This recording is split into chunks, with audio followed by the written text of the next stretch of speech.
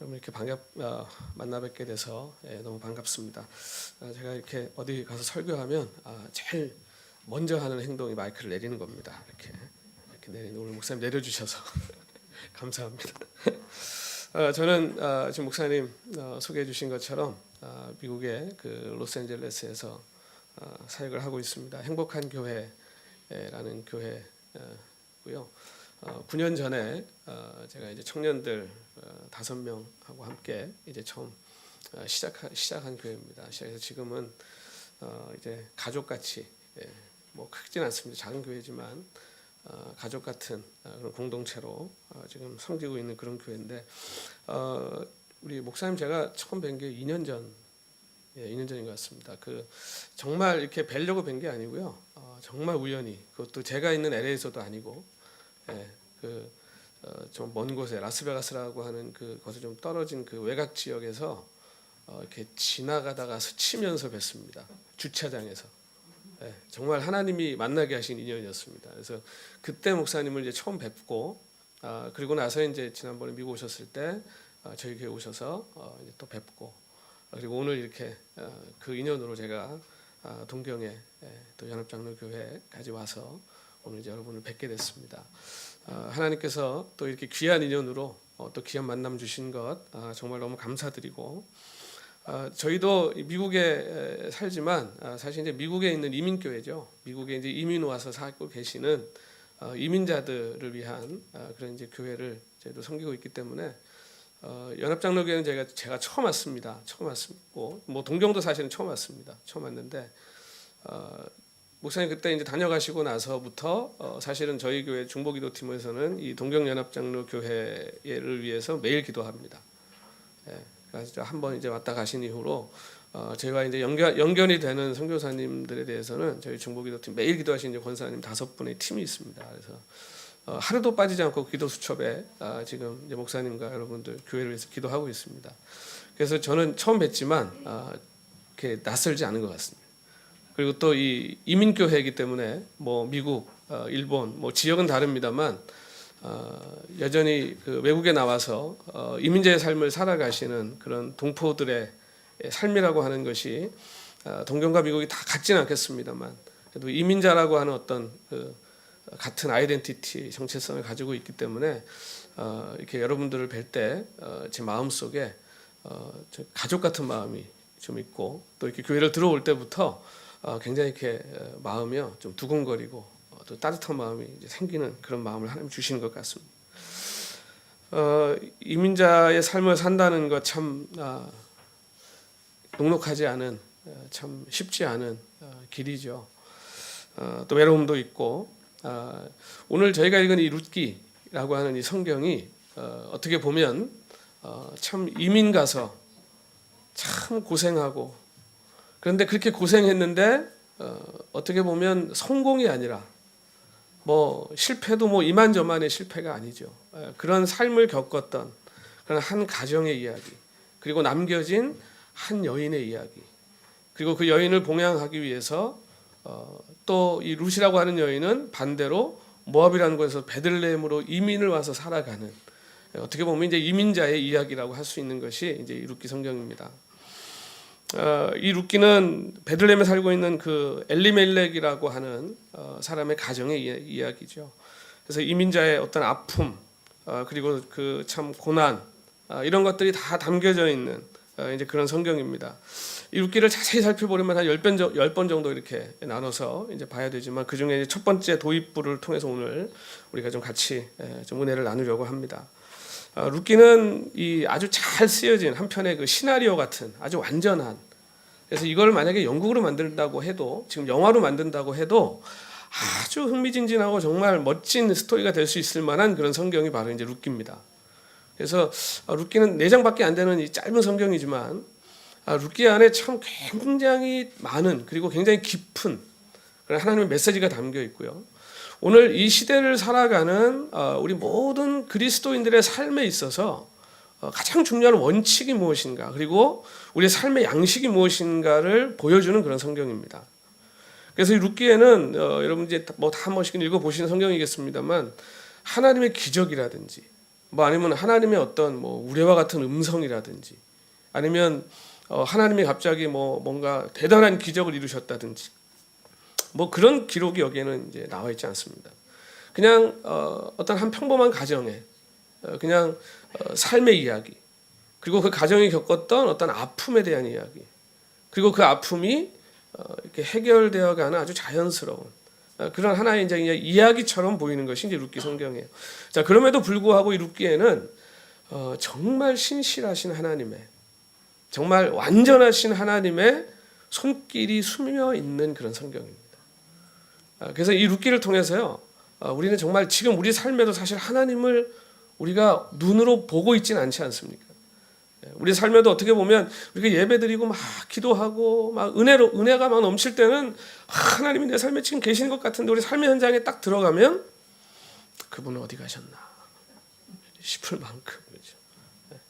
그래서 우리의 삶이 자꾸 이원론적이고 교회에서와 또 밖에서의 삶이 자꾸 달라져가는 이제 그런 것들, 우리가 참 그런 갈등 속에서 우리가 늘 살아가고 있습니다만, 이 룻기는 그래서 정말 우리의 평범한 것 같이 보이는 삶에 하나님이 얼마나 특별하게, 그리고 얼마나 완전하게, 그리고 얼마나 신비롭게 역사하시고 있는가를 보여주는 그런 성경입니다. 그래서 오늘 이 한 가정의 아픔이 어떻게 해결되어 가고 있는지, 룻기를 이 도입부를 통해서 이제 우리가 한번 볼 텐데요. 이 룻기의 시대 배경이 언젠가라 그러면 이제 그 신현 시대와 선지자 시대의 중간에 끼어 있는, 그러니까 사사 시대죠. 그래서 아브라함과 그 족장들 때는 하나님이 이제 직접 나타나셔서 음성으로 막 들려주셨잖아요, 만나주셨잖아요. 그리고 선지자 시대에는 이제 하나님이 정해 놓으신 선지자라고 하는 사람에게 가야만 하나님의 음성을 들을 수 있는, 이제 그 사이에 이제 이 사사 시대라고 하는 이제 시대가 짧게 끼어 있습니다. 그래서 이 사사 시대의 특징이 뭐냐 그러면, 아주 그냥 한마디로 간단하게 얘기하면요, 사사기 21장 25절에서 말씀하고 있는 것처럼요, 각자 자기의 소견대로 행했다. 그러니까 무슨 말이냐면요, 자기 하고 싶은 대로 하고 살았다는 말이에요.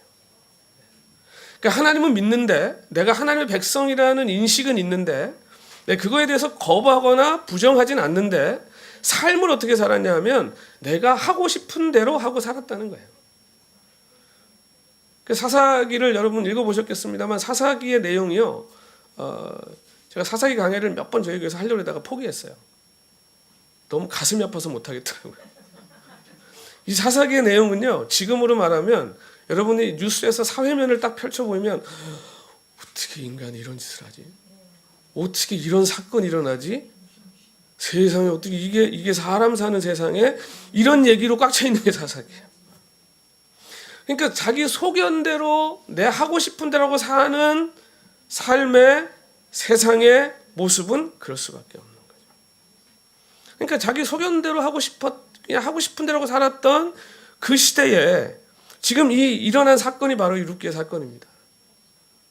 그러니까 이 룻기 줄거리가 어떻게 시작하냐면요, 베들레헴의 흉년이라는 말로 시작하거든요. 여러분, 가나안이라고 하는 땅은 하나님께서 자기 백성들에게 선물로 주신 땅입니다. 그래서 이 가나안이라고 하는 땅을요, 지정학적으로 딱 놓고 보면요, 전 세계 지도를 딱 펴놓고 봤을 때 정한가운데입니다. 그래서 거기가 뭐 척박한 땅이다, 살기 힘든 땅이다, 뭐 그런 얘기 많이 합니다만 천만의 말씀. 그리고 거기가 뭐 아주 조그만 땅이라서 세상 사람들이 알지도 못하는 땅이다, 천만의 말씀. 거기는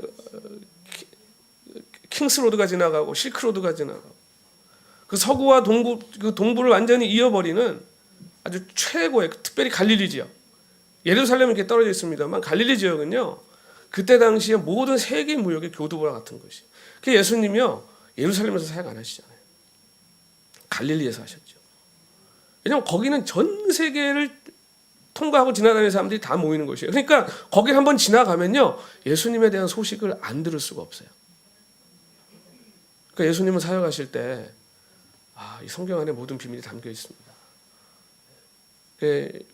여기 부동산 하신 분이 계시는지 모르겠습니다. 저는 부동산을 잘 모르는데, 미국에서 제가 한번 그 유대인 할아버지, 시험 이렇게 된 할아버지를 한번 우연히 이렇게 만나서 얘기를 한 적이 있습니다. 근데 그분이 저한테, 제가 물어보지도 않았는데 자기의 일평생 담긴 노하우를 너에게 가르쳐주겠다 무슨 뭐 얘기를 하는 거예요. 그래서 이분이 나한테 왜 이러나 근데 막 뭐라 이게 얘기 들어보니까 동부의 부동산 재벌이에요, 이 할아버지가. 근데 자기가 부동산에 투자하는 원리를 자기가 가르쳐주겠대요. 아무것도 얘기 안 해주는 거라고. 첫 번째, 로케이션, 위치라는 거예요. 위치. 두 번째, 로케이션, 위치. 세 번째, 이게 진짜 중요한 건데 잘 들으라고 그러더니 로케이션, 위치. 뭐 건물이 뭐 새 거고 뭐 이런 게 필요 없고 위치가 제일 중요하다는 거예요. 예, 저한테 그걸 왜 가르쳐 주는지 모르겠어요, 그분이요. 예, 저는 부동산도 없고 살 마음도 없고 살 능력도 없는 사람인데, 근데 제가 성경을 읽으면서 하나님이 일하실 때요, 하나님이 일하시는데요, 이렇게 하세요. 로케이션, 로케이션, 로케이션이에요. 하나님 아무 데서나 사역하시지 않으십니다.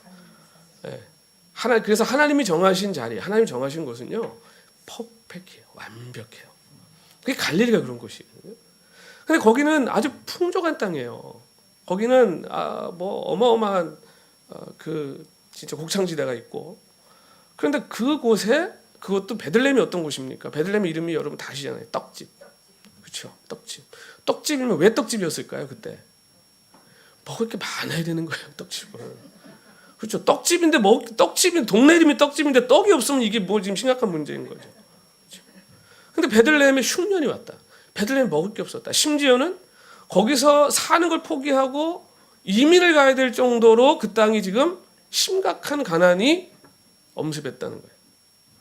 그러니까 이거는 그냥 이것만 가지고 딱 뭘 보여주냐 하면요, 내 소견대로 살면 어떻게 되는 거예요?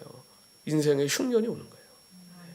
이게 삶의 원리인데도 불구하고 예수 믿는 사람들이 삶 속에서 하나님의 원리를 자꾸 무시해요. 그러니까 원래는 이스라엘 사회는 가난한 자가 나오면 안 되는 사회입니다. 왜냐하면 안식년 제도가 있죠. 신년 제도가 있죠. 신년이라는 건 안식년 7번째 오는 해잖아요. 그 77에 49. 그 안식년이 7번째 오는 마지막 다음 해는 50년째 되는 희년. 그때는요, 내가 빚진 거, 내가 뭐 노예가 된 거 다 탕감해 줘야 돼요. 무조건. 조건이 없어요. 그거는 가난이 절대로 대물림되지 않도록 하시는 하나님의 사회보장제도예요. 근데 이걸 안 지킨 거죠. 밭 뺏기고 농사하다 안 되니까 노예돼 버리고. 그러니까 자기 소견대로 산 거예요. 하나님의 율법을 하나도 지키지 않는 공동체가 돼버린 거예요. 그러니 떡집이 어떻게 된 거예요? 흉년이 와버린 거예요. 그 이 흉년이 와서 먹을 게 없어요. 먹을 게 없어가지고 어디로 이사를 가야 돼요. 그럼 여기서 이제 먹고 살 길이 없어졌으니까 이제 어디 찾아야 되지 않겠습니까? 새로 어디 가서. 찾다 찾은 게 어디냐면 모압이에요, 모압. 근데 이 모압이 어떤 동네입니까, 모압이? 이 모압은 이스라엘의 원수 중에 원수거든요. 출애굽할 때 이스라엘을 쳤던 민족 아니에요. 그냥 하나님이 이 모압한테 저주를 내렸는데 뭐라고 그러셨냐면, 이 모압은 절대 이스라엘의 총회에도 못 들어온다. 그게 무슨 얘기냐면요, 이 사람들은 절대 하나님 있는 백성으로 안 받아줘라는 말씀이에요. 무시무시한 말씀이죠. 그런데 이민을 가기를 어디 갔냐면 세상에 필이면 가도 거길 간 거예요. 모압을 갔어요. 근데 모압 가서 어떻게 됐습니까? 남편 엘리멜렉이 죽습니다. 두 아들이 있어요. 기련과 말론 두 아들이 있는데, 이 아들 이름도요, 왜 그렇게 졌나 몰라요. 그 구약에는 하나님께서 그 이름에 뭔가 의미를 주신 것 같아요. 기론이라는 이름은요, 약하다는 의미고요, 말로는요, 병들었다는 의미예요. 그 어떻게 아들들이 있는 게 다 약하고 병든 거예요.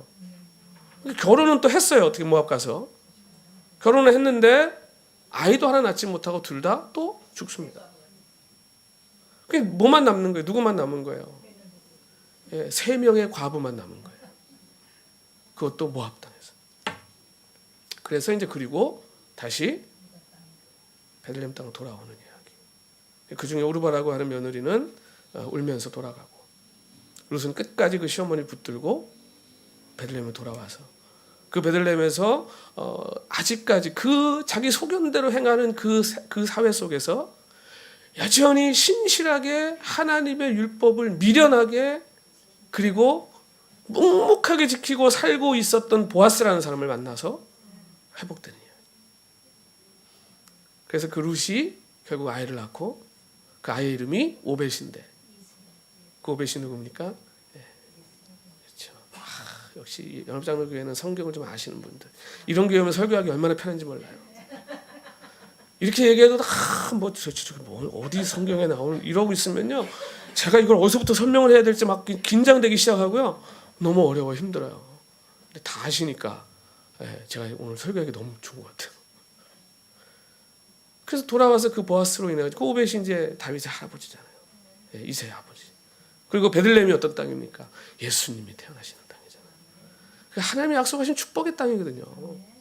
자, 그런데 이제 문제는 뭐냐면요, 이런 스토리를 우리가 이제 보면서 시작할 때 베들레헴에 흉년이 들었어요. 떠났어요. 근데 거기서 잘 됐으면 좋은데,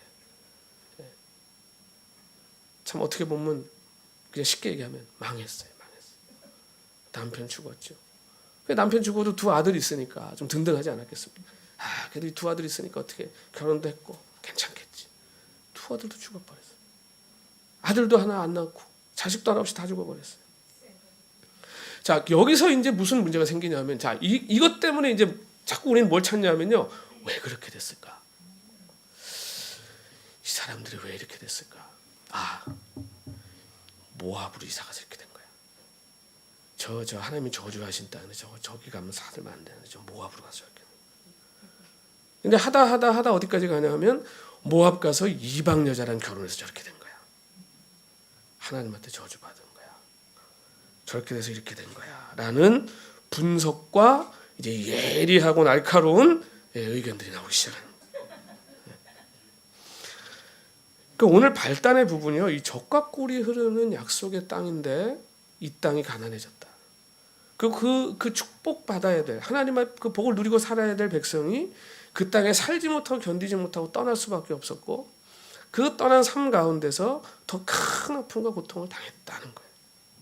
그래서 제가 오늘 본문을 5절까지 아니고 6절까지 읽은 이유는요, 5절까지만 읽으면 너무 슬퍼요.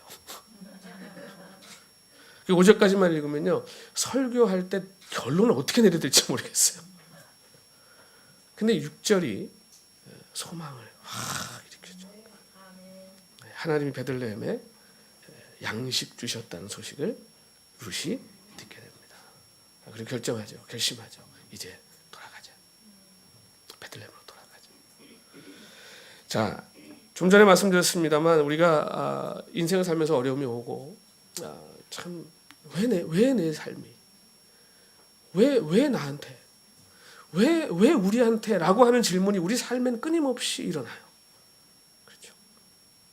내 생각대로 되면 너무 좋겠는데, 더군다나 내가 열심히 기도하고 막 열심히 신앙생활 하는데 이런 일이 생기면요, 이거 참 어렵습니다. 목사인 저도 어렵습니다. 저도 그럴 때는요, 맨날 가서 뭐 어디 누구한테 가서 하겠어요. 또 목사가 저런다고 얼마나 사람들이 또 흉볼 거예요. 그러니까 사람들 앞에서는 그냥 멀쩡한 척 해야 되는 거예요.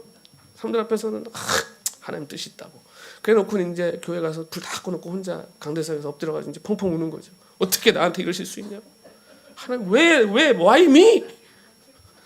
왜 하나님 왜 꼭 나한테 이러시냐? 그게 이제 우리의 모습이거든요. 그럴 때 이 문제를 우리가 어떻게 해결할 수 있냐? 그럼 도대체 그 상황에서 우리가 할 수 있는 일이 뭐냐는 거예요. 그게 과연 뭐냐? 여러분, 이렇게 우리의 삶에 어려움이 오고 고난이 오고, 제가 이게 얼마나 저한테 심각한 문제였으면, 제가 그 신학교 졸업할 때 제 논문 제목이 고난이었습니다. 고난. 제목 잘못 정해서 얼마나 고난당했는지 모릅니다. 자료가 없는 거예요. 자료가. 책을 최소한 100권은 갖다가 참고도서를 해야 되는데요, 고난에 대해서 나온 자료가 없는 거예요. 그래서 욥기만 드립다 파다가요, 정말 고난 그런 고난을 제가 1년 동안 바꾸지도 못하고 중간에 이제 결국은 이제 뭐 쓰고 졸업은 하긴 했습니다만, 그래서 제가 고난 그러면요, 그리고 웬만한 사람들보다는 제가 조금 더 압니다. 논문을 썼기 때문에 고난으로. 제 삶에도 참 아직도 저한테 해결되지 않은 그런 질문들이, 숙제들이 있어요. 그것도 이렇게 해결하면요, 이게 계속 줄어들 것 같은데 살면 또 생깁니다. 또 나옵니다. 왜? Why? 계속 생기는 거예요. 이제 그럴 때마다 우리의 고민입니다. 근데 제가 성경을 읽어보니까 수많은 믿음의 사람들, 하나님의 백성들, 그리고 심지어 선지자들도요, 이 고민 속에 살았더라는 거예요. 하박국 선지자잖아요. 근데 그 선지자가 처음에 하박국을 어떻게 시작합니까? 눈을 만든 하나님이 이거 못 봅니까? 이 불의한 세상이 이거 저 도덕질하고 저런 것들이 잘 되는데 하나님 이러고 시작하잖아요. 위로가 되더라고요. 저는 그거 보면서 내가 하나님 앞에서 막 이렇게 엎드려서 그러는 게 그렇다고 맨날 그렇게 살면 안 됩니다. 그런 질문이 생길 때는 우리가 하나님 앞에 와서 이렇게 묻고 하지만, 그러니까 이거는 우리 모든 인생의 문제, 고민이에요. 그래서 우리가 믿는 웨스트민스터 소유리 문답의 첫 번째 질문이 그거잖아요. 우리 인생의 제일 되는 목적이 무엇입니까? 이건요, 믿는 사람이나 안 믿는 사람이나 똑같은 질문이에요. 내가 어떻게 하다 태어나가지고, 내가 어떻게 하다가 이렇게 살아, 내가 어떻게 하다가 저 인간 만나가지고, 내가 어떻게 하다가 또 그런 분 여기 안 계실 것 같지만 동경까지 와가지고 막 이런 질문도 우리가 막 생긴잖아요. 그럼 나는 도대체 어디서 와서 어디로 가는가, 뭐 때문에 사는가 라는 것이 끊임없는 우리들의 질문이에요. 그럴 때 과연 이렇게 모압으로 이사 가서 저 쫄딱 망했고, 저희 남편 죽었고, 저 이방 여자 만나가지고 결혼시켰고, 다 자식 다 죽었고, 여러분 만약에 그렇게 판단하고 그렇게 갖다 잣대를 갖다 댄다면요, 편리하겠죠. 그렇죠? 대답하기는 참 쉽겠죠. 그렇죠? 그러나 그게 과연 우리의 문제를 해결해 줄 수 있냐는 거예요. 절대 아니라는 거예요. 그래서 여러분, 한 사람의 인생은요, 한 사람의 인생을 성경이 뭐라고 얘기합니까? 천하라 그러잖아요. 천하. 그렇죠? 네. 여러분 지금 이 숫자가 적다고 생각하십니까? 여기 지금 몇 천하가 와서 앉아 계십니까? 여러분 한 분이 천하예요. 천하. 여러분 한 분이 하나님의 경륜이고요. 여러분 한 분이 하나님의 아주 신비한 섭리예요. 그 인생을 우리가 뭔데 판단하고, 뭔데 우리가 난도질하고, 뭔데 분석할 수 있냐는 거예요. 욥기에서 욥이라는 분이 욥이 그 고난을 당하니까 나중에 자기가 의롭다고 막 드러냈더라 막 이런 얘기를 하는 분들이 많이 있어요. 여러분 욥이라고 하는 분은요, 우리가 판단할 수 있는 분이 아닙니다. 그 자리에서 그렇게 살 수 있는 사람은요, 제 생각에는 없습니다. 없어요. 그 감당할 사람이니까 하나님 주신 거고요, 감당할 힘도 하나님 주신 거거든요. 욥이 막 논쟁하잖아요, 친구들하고. 근데 얼마나 답답했을까요? 자기는 진짜 열심히 예배드리고 열심히 기도하고 그렇게 살았던 분이거든요. 하나님이 자랑할 정도의 의인이었어요. 그런데 친구들이 와서 네가 뭐 하나님 앞에 잘못한 게 있을 것 같은데, 이 사람들은 생각은 안 나는 거지. 아버지 아들 자기보다는 낫거든요. 그러니까 자꾸 엉뚱한 소리를 해요. 그러니까 거기다 그 논쟁하다 보니까 자기도 막 내가 의로운 것 같았는데 이것들이 막 이러면서 막 얘기해요. 근데 하나님이 나중에 오시잖아요. 나타나시잖아요. 그러면서 욥을 부르세요. 욥아. 얼마나 반가웠을까요? 그렇죠? 하나님 왔다, 이제 니들 다 죽었어. 이제 하나님 내 편 들어줄 거 뻔한. 그랬더니 하나님이 욥아 그래놓고 하시는 말씀이 허리띠 꽉 묶고 너 나와 일로. 이거는 무슨 얘기냐면 너 일로 와. 나랑 한번 해보자라는 거거든요. 그러고서 막 질문을 막 쏟아내시죠. 4장에 걸쳐서. 이거는 누구도 대답할 수 없는 질문. 네가 내가 하늘에 쌓아놓은 우박 창고 봤어?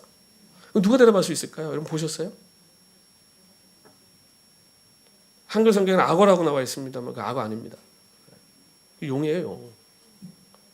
전 세계 어디 가도 용의 전설은 있거든요. 그림이 있고요. 내가 그 미물 하나도 이렇게 완벽하게 완전하게 창조해 놨는데 이 벽 다 무너지는 거죠. 그러니까 나중에 욥이 뭐라고 고백합니까? 내가 지금까지는 귀로만 주를 들었었더니 이제는 내가 눈으로 주를 보았나이다. 들은 것만 갖고 그렇게 의롭게 살았다는 건 욥이 정말 대단한 믿음의 사람이에요. 근데 그 욥을 하나님이요 만나줘 버리시는 거예요. 고난 충분히 가치 있죠. 만약에 저는 하나님이 와서 내가 너를 이렇게 만나줄 거니까 이 고난 이거 딱 보여주면서 받아 그러면 저는 저 그냥 이렇게 살게요 그럴 것 같아요. 뭐 굳이 그렇게 하나님 만나지 않아도 그냥 들어서 아는 정도로 이렇게 그냥 살다가 그냥 길고 얇게 이렇게 살다가 그래도 어차피 주님 만날 거니까 그럴 것 같은데 그건 우리의 선택이 아니라는 거예요. 우리가 원한다고 다 이삭처럼 살 수 있습니까? 내가 원한다고 야곱처럼 살 수 있나요? 아니에요. 하나님이 내게 주신 삶은요 신비한 거예요. 이건 하나님의 섭리예요. 그래서 우리 한 사람의 삶은요 너무 귀한 거예요. 그럼 그 다음부터 여기서 끝나면요, 다 가서 이제 내가 얼마나 귀한데 까불고 있으면 이제 이렇게 되면 안 되는 거예요. 그러니까 내 한 사람이 너무 귀하고 천하니까 그 다음부터 어떻게 살아야 될까요? 정말 제대로 살아야 되는 거죠. 이스라엘이 그 조그만 민족이 뭐 몇백만이라 해봐야 그 전 세계 놓고 보면 뭐 얼마나 조그만 민족입니까? 그걸 가나안 땅 전 세계 한가운데 하나님 갖다 심어놓으신 이유는 아브라함은 알았잖아요. 너로 인해 모든 민족이, 모든 족속이 복을 받을 것이라. 그 이스라엘을 통해서 많은 그 주변에 하나님 알지 못하는 이방 민족들이 하나님 믿게 하는 게 목적이에요. 그게 사명이에요. 여러분, 오늘 저와 여러분을 하나님이 이 땅에 두신 것이, 하나님을 믿게 하신 것이요, 거기에서 다르지 않다는 거예요. 그 사명 잃어버리면 우리는 아브라함의 족속이 아니에요. 지금 이스라엘이 무슨 아브라함의 족속입니까? 예수도 안 믿는데 무슨 백투예루살렘이에요. 그런 미련한 얘기들을 성경을 모르는 사람들이 하는 거예요. 오늘 우리가 아브라함의 후손이에요. 그러니까 오늘 우리는 끊임없이 어떤 사명을요? 여러분 비즈니스 하시는 거 귀합니다. 여러분 뭐 이 동경에서 사시는 하나님 주신 직업들 귀한 겁니다. 뭐 가정주부로서 밥하는 거 여러분 사명감을 가지고 하셔야 돼요. 내가 저런 인간 만나가지고 그렇게 바쁘시면 안 되는 거예요. 그건 예수 믿는 사람의 삶의 태도가 아니라는 거예요. 그러시면 안 돼요. 하나님 나를 이 가정에 심으신 목적이 뭐? 하나님이 나를 이 동경연합 장로교회에 데려다 놓으신 거예요. 나한테 맞는 교회, 내가 좋은 교회 찾아다니는 게 내가 여기서 섬겨 하나님을 위해 할 수 있는 일이 무엇인가를. 여러분 이 숫자면 저는 동경을 뒤집어 엎을 수 있는 능력이 있다고 믿습니다. 여러분 한 분 한 분이 변화되시면요, 여러분이 한 번도 경험해보지 못했던 일들이 일어납니다. 하나님이 여러분과 함께 하시면. 근데 우리는 왜 그 능력을 경험하지 못하고 사는가 하면 하나님의 말씀대로 정말 살아보지 못했기 때문에. 지금 나오미의 삶에 고난이 왔습니다. 나오미 이름의 뜻이 뭐냐면요, 즐거운 자예요. 즐거운 자. 즐거운 자. 그러니까 나오미가 고향에 돌아오니까 룻 데리고 돌아왔잖아요. 그러니까 여긴 다 시족 사회고 다 친족 사회니까 나오미 다 알아봅니다. 이민 간 거 다 알잖아요. 더군다나 모압으로 갔다는 소리면 다 알죠.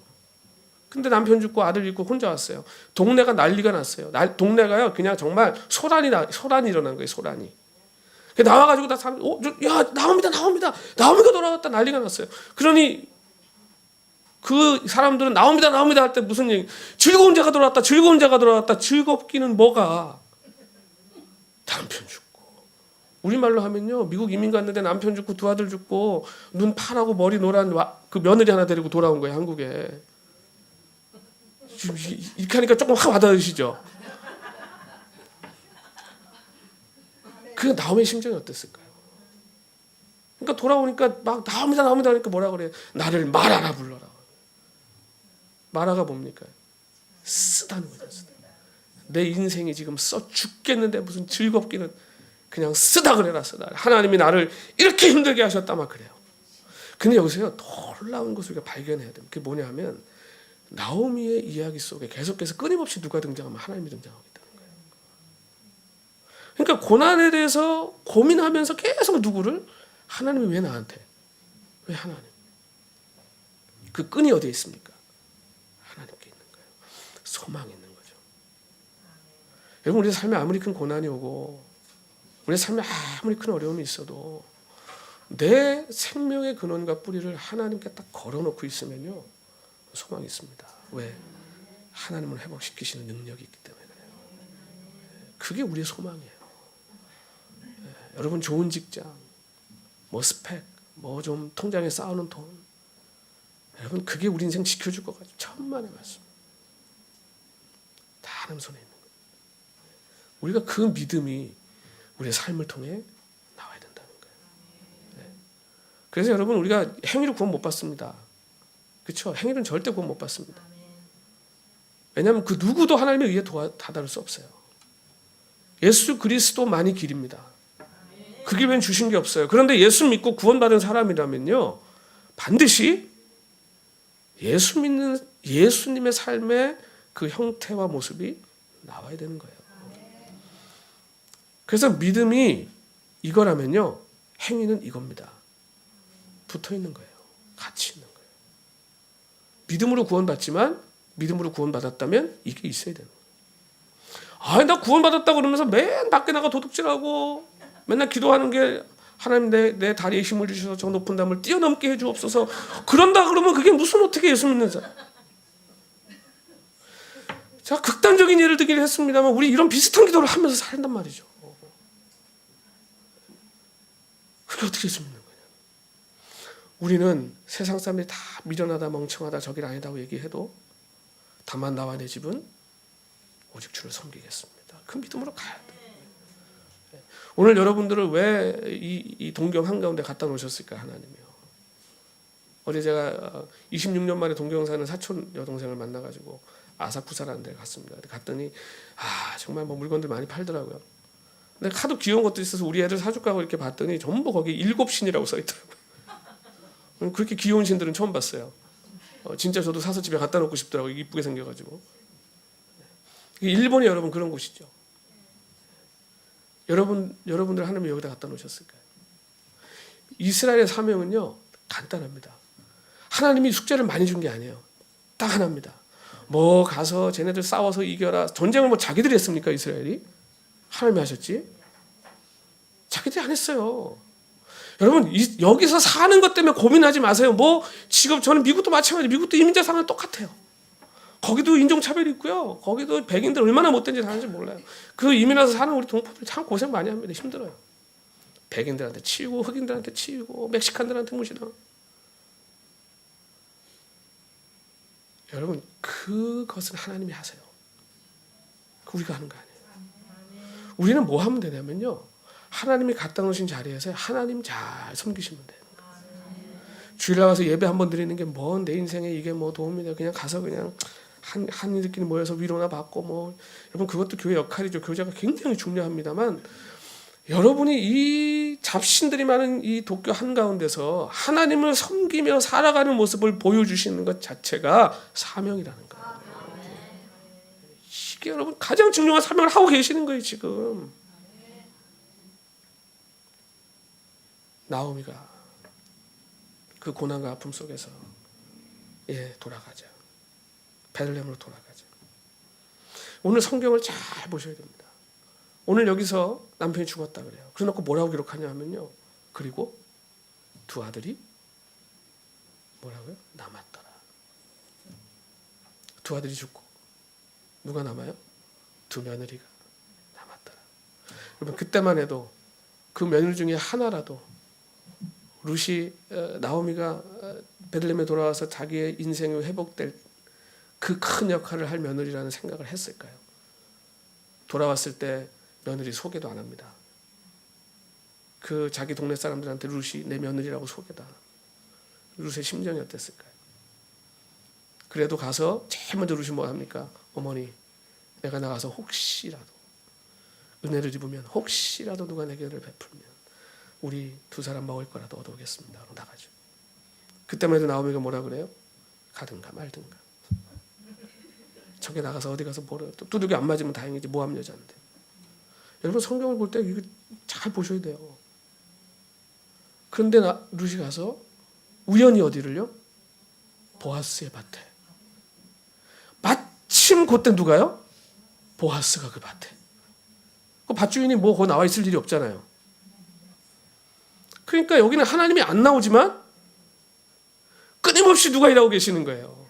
하나님이 일하고 계시는 거예요. 여러분의 삶에 하나님이 없는 것처럼 보이지만 하나님 지금도 여전히 끊임없이 여러분의 삶에 일하고 계시다니까요. 그 하나님은 저기 계신 분이 아니에요. 뭐 일곱신처럼 뭐 그려놓고 붙여놓고 그런 게 아니에요. 하나님은 인격적이신 분이에요. 지금도 여러분이 울면 들으시는 분이에요. 여러분이 간절히 하나님을 찾으면요 대답해 주시는 분이에요. 지금 그분을 믿고 섬기며 살아가는 것 자체가 아브라함의 후손의 사명을 감당하고 계시는 줄 믿으시기 바랍니다. 나머지는 하나님이 하신다. 우리의 삶에 고난이 왔다면, 고난과 대면하고 있다면 우리 고난 중에 해결해야 될, 우리가 해야 될 가장 시급한 것은 오늘 6절에서 얘기하는 나오미가 했던 것이다. 베들레헴으로 돌아가자. 여러분 우리는 생각이 많아요. 우리는 삶 속에서 질문이 많아요. 그리고 내 주변엔 충고해주고 얘기해주는 욥의 친구 같은 인간들이 너무 많아요. 그 얘기를 듣다 보면 내가 산으로 가는지 바다로 가는지 몰라요. 내 인생이 어떨 땐 망한 것 같고, 내 인생이 어떨 땐 버림받은 것 같고, 내 인생이 어떨 땐 아무것도 아닌 것 같아요.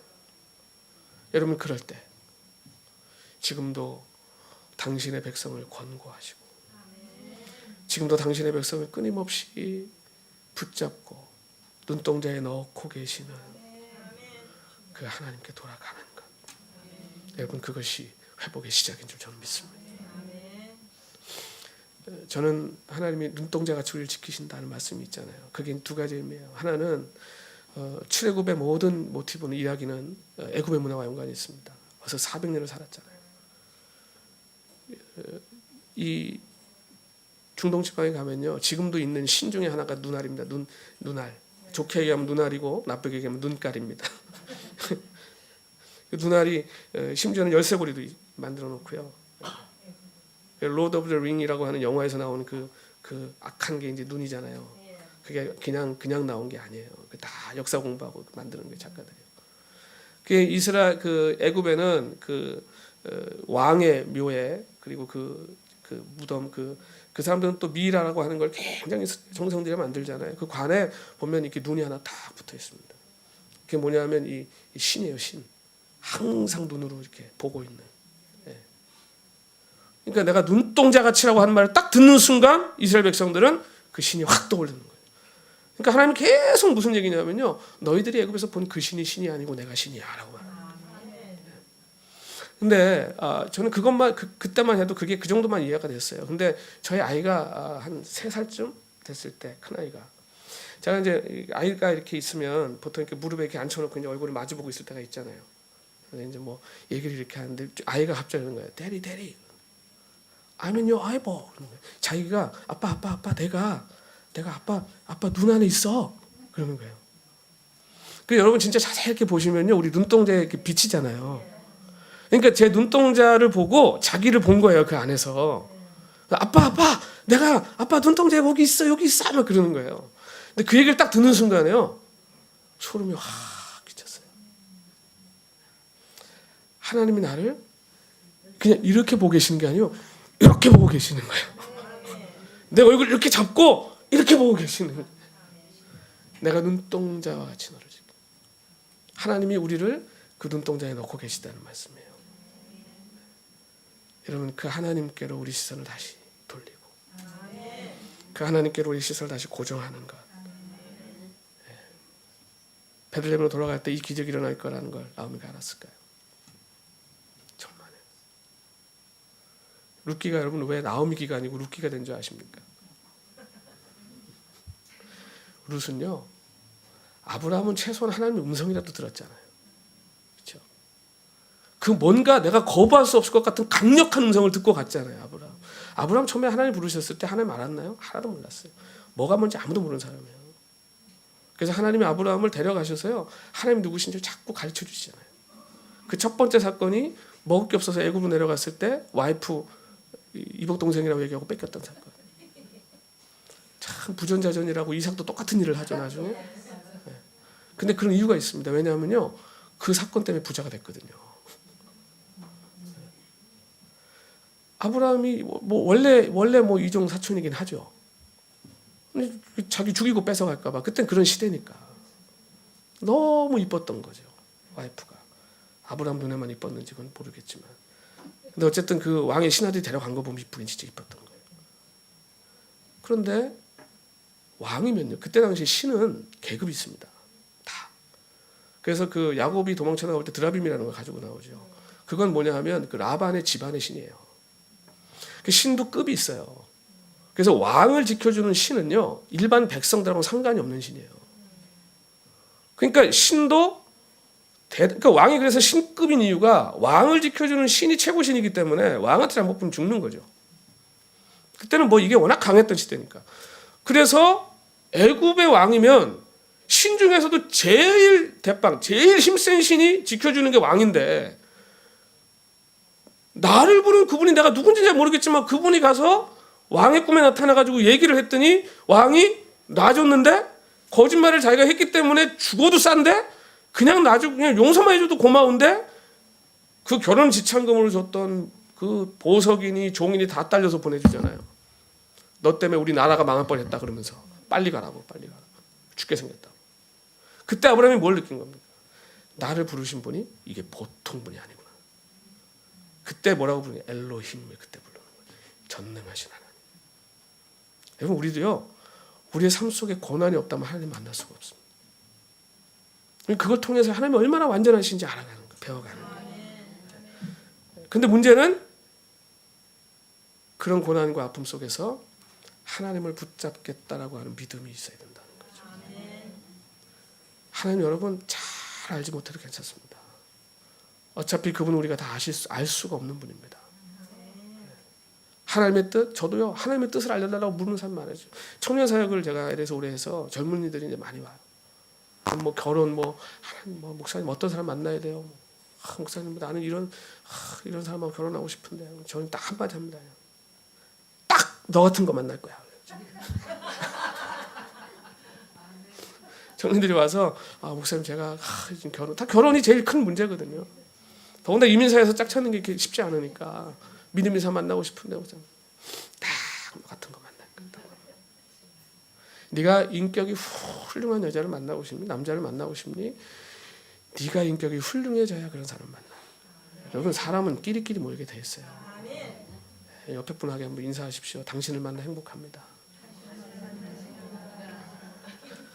이게 수준이 있는 분들끼리 모여 여기 아무나 와서 앉아 있는 게 아니에요. 이게 수준이 돼야 와서 앉아 있는 거죠. 들을 귀가 있는 사람이 말씀도 듣는 거고요. 오늘 나오미가 베들레헴으로 돌아가자. 인생의 중대한 결정을 내리는 겁니다. 여러분 직장에 문제가 있을 거라고 합니다. 뭐 자녀들, 가정의 문제, 또 관계 친구들의 문제, 또 참 아무리 묻고 내가 해결해 보려고 쫓아다녀도 해결되지 않는 그런 몇 년 동안을 나를 괴롭히는 지긋지긋한 문제를 우리는 다 그 속에 살아가죠. 인생은 어떻게 보면 끝나지 않은 숙제를 하다 가는 것 같아요. 뭐 하나 해결하면 또 하나 또. 그래서 여러분 예수 믿는 것하고 예수 믿지 않는 거의 차이가 뭘까요? 주일날 교회 가는 거예요? 제 경험으로는요, 제가 보니까요, 예수 믿는 사람도요, 베들레헴이 흉년 오죠. 그렇죠? 베들레헴에도 흉년 옵니다. 욥도 여러분 고난 당했습니다. 그렇죠? 성경에 실패하지 않은 인생이 한 사람이라도 있나요? 심지어 다윗까지도. 다윗이 지은 죄는요, 이거는 그냥 죄가 아닙니다. 이건 뭐 1계명부터 10계명까지 한 번에 후룩 지어버린 죄입니다. 이거 보통 죄가 아니에요. 이거 살아남을 수가 없는 죄예요. 넘어지지 않은 인생이 있습니까? 세상에. 실패하지 않은 인생이 있습니까? 중요한 것은요, 우리가 지금 어떤 자리에 있든 어떤 문제 가운데 있든 우리는 돌아갈 곳이 있다는 거예요. 우리는 찾아갈 분이 있다는 거예요. 여러분 이것이 믿음입니다. 그리고 그 사람은 반드시 하나님의 때가 되면 회복됩니다. 여러분의 인생을 하나님의 손에 두시기 바랍니다. 하나님의 손에 들려두십시오. 내 인생을 내가 딱 움켜쥐는 순간부터 이거 내가 책임져야 됩니다. 아니에요. 전쟁하지 마시고요. 기도하십시오. 싸울 시간에요. 말씀을 읽으세요. 그게 여러분 이기는 겁니다. 그게 하나님이 우리 삶에 오시는 길입니다. 저희 교회도 교회가 작고 또 어려운 분들이 많다 보니까 참 힘들게 사는 분들이 많아요. 제가 이제 농담으로 가끔씩 이렇게 얘기합니다. 견디다 못해 쓰러질 때 그런 찬송도 있잖아요. 견디다 못해 쓰러질 때 불쌍히 여겨 구원해 주리 은혜의 주님 오직 예수. 너무 힘들면 너무 견디기 힘들면 안 쓰러지려고 바둥바둥거리지 말고 그냥 쓰러져라. 그냥 픽 쓰러져라 좀. 그런데 여러분 주님께 쓰러지면 괜찮습니다. 쓰러질 때 주님께로 쓰러지면 괜찮습니다. 반대로 쓰러지면 큰일 납니다. 그러나 쓰러질 때 주님께로 쓰러지면 여러분 주님 받아주십니다. 일으켜 주십니다. 오늘 우리의 믿음은 내가 하고 싶은 거 다 내가 기도만 하면 다 된다. 여러분 그건 믿음 아니에요. 사도 바울이 능력 주신 자에 내가 모든 것을 할 수 있느니라가요. 나폴레옹이 나에겐 불가능이 없다라는 것과는 완전 다른 겁니다. 바울의 그 이야기를요. 제발 그 구절만 읽지 말고 앞뒤를 좀 읽어야 돼요. 앞뒤를. 성경 읽으실 때요. 구절 읽어서 이해가 안 되시면요. 제발 목사님 바쁘신데 바로 전화하지 말고 좀 앞뒤를 읽으세요. 앞에하고 뒤를. 앞뒤를 읽어도 이해가 안 되시면요. 앞에 성경 뒤에 성경을 좀 읽으세요. 왜냐하면 성경은 성경으로 해석해야 돼요. 사도 바울의 그 고백은요. 사도 바울이 당한 고난이 어느 정도인지 여러분 아시잖아요. 40에 한 번 감한매를 4번 맞고. 그게 무슨 매냐면요. 39대를 때리는 거예요. 그러니까 40대를 때리니까 사람들이 죽더라는 거예요. 그래서 40에 한 번 감한매를 때리는 거예요. 로마가. 그러니까 죽기 직전까지 때리는 매인 거예요. 그걸 4번이나 맞아요. 내가 잠을 자지 못하고. 사도 바울의 고난이 어마어마합니다. 그 고난의 목록을 보면요. 눈물 납니다. 그랬던 사도 바울이 자기 마음대로 된 게 뭐가 있다는 거예요 도대체. 내가 모든 것을 할 수 있느니라. 그 고백은 이 어려움과 환난과 고난과 모든 사람이 인정해 주지 않는 그 환경 속에서도 내가 그것을 이기는 능력을 하나님이 나에게 주셨다라고 외치는 거예요. 놀라운 고백 아닙니까? 여러분 그 많은 고난과 어려움 속에서도 아직까지도 하나님 믿고 예수 믿고 여러분 신앙생활 하는 것, 이것이 승리라는 것이죠. 내가 그렇게 원하는 게 이루어지는 것이 아니라 그 안개와 같은 삶 속에도 여전히 하나님을 잃지 않고 지금 그 믿음 가운데 살아가고 있는 것, 하루하루 그 주님 바라보고 소망 가운데 가고 있는 것, 이것이 오늘 우리의 정체성이요, 오늘 이것이 우리의 회복의 시작인 줄 저는 믿습니다. 여러분 힘을 내십시오. 지금도 여러분은 하나님의 눈동자 안에 들어있습니다. 내가 남의 나라 와서 이렇게 힘들게 어렵게 외롭게, 여러분 주님 다 아십니다. 그런데 그 주님의 위로는 언제 우리에게 주어지는 것인가? 언제 그 위로가 내게 부어지는 것인가?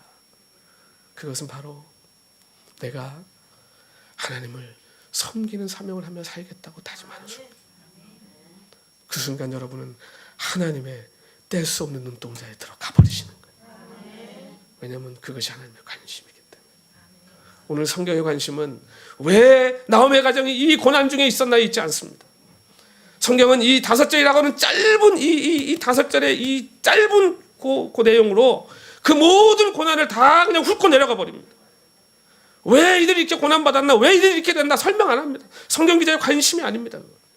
여러분 오늘까지 여러분이 어떤 인생을 살아왔든, 오늘까지 어떤 과정을 통해 이 자리에 와서 앉아 계시든 여러분 지금 중요하지 않습니다. 이제 하나님의 관심은 오늘 내가 지금 이 시간 이 자리에서부터 이제 내가 어디로 갈 것인가에 있습니다. 여러분의 마음을 하나님께 정하십시오. 이 자리에서뿐만 아니라 여러분 일하는 자리에서, 여러분의 가정에서, 그 어느 곳이든 이제는 내가 나를 권고하시는, 지금 나를 눈동자에 넣어 보시는 그 주님께로 내 삶의 방향을 확실하게 정하시고, 그런 그 주님의 자녀답게, 그런 그 주님의 정말 가치 있고 멋지고 정말 반짝반짝 빛나는 그 하나님의 백성답게 오늘 여러분의 삶의 자리에서 날마다 승리하시기를 우리 주님 이름으로 축원합니다. 오늘 우리 주신 말씀 생각하면서 우리 잠깐